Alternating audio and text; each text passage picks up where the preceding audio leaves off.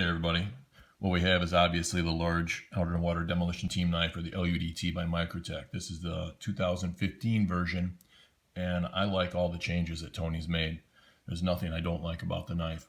First and foremost is this one is now an LMAX, and I love the steel. It is crazy sharp.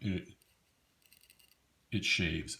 I mean, Microtech's always come sharp, but this LMAX, when he sends it to you, they've just been crazy. This is a stonewash blade, and as you can see, if you're familiar with the model, this is the third iteration of it, if I'm right. This is the first time there's been a blade change. He put a hump or a rise in the spine of the knife and added some jimping to it, which is very nice. It's not too aggressive, but it still provides a lot of traction. I like the thumb ramp on it. The spine is rounded, and the grinds are very, very even. I had issues with Microtech in the past about that a few years ago. They really seem to have got their stuff together. The quality has seemed to climb, and I'm very happy with that because I've always been a fan of theirs. I had problems with grinder marks in the bevels. This is done very well. There's really nothing popping out or anything that bugs me in that regard. Both sides are nice. That's the worst of it. You have to catch it in the exact right light to see it. This one is an OD green style handle. I wouldn't call it OD, but it's green. It looks more black unless you have it against something else in the background. My other OD green LUDT that I had was more true to that color, but I still prefer that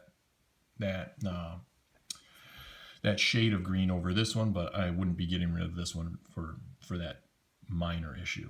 One thing they did was they went to the tri-pivot and tri-screws on the knife, and I think it looked nice on here. I like being able to take the knives apart if I had to, but you can always get this bit if needed. But I really like how he hid the pivot behind the scale and had just the triangle come through, holding it in place. The only other knife that I know they're doing that on right now is the Sigil, and they do that with the Damascus plate that's inset or inlaid into the titanium. So I think that's a very neat look. He brought the grooves onto this side. If I remember right, and I could be wrong, I think the old ones had 3 grooves on this side, not 4. And I don't believe there were grooves on this side at all. I could be wrong, though. The old ones used to have a pin for the lanyard through the spine that you could weave a cord through. And every now and then they would have a little rattle. This one, they did away with that, added more traction, and put a hole through the handle for your lanyard if you so choose to use it that way. I don't know if I mentioned the rounded spine. After carrying a Sebenza so many years, I really prefer that. But this one is just fantastic. I had 3 others. One of them was a custom by Tony with a Dama steel blade and a claw logo. And when you closed it, there was absolutely no motion closed in the blade. This one is just as good as that one was. And, oh, hit the bipod. Sorry about that. Fast, rock solid, no movement. I couldn't be happier with the fit and finish and the function of the knife. It looks great. Feels great in hand. I wear an extra large glove, but I can still get my hand on the handle. It's about the size of a large Sebenza. Let me see if I can get my hand through here without knocking it down.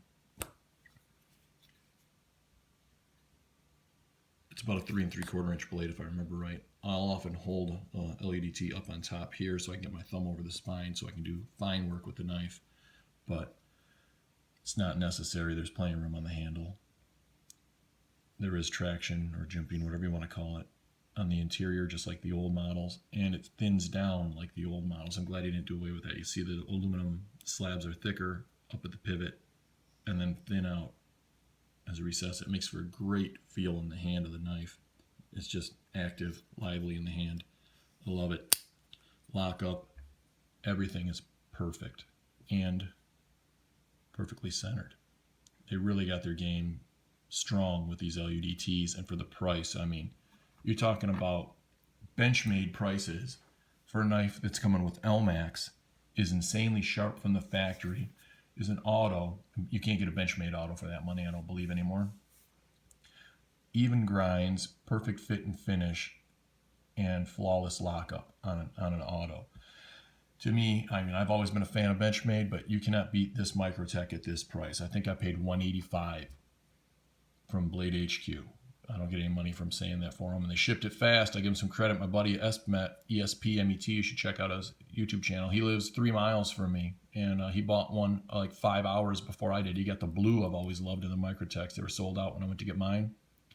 And we got them the same day, and he paid the $5 extra for shipping. So free shipping, got it here fast, and the knife is just outstanding. If they have any left in stock, I'd say pick one up if you're a Microtech fan. If you don't, you'll be missing this one. Everybody, thank you for watching, and stay safe. Take care of each other.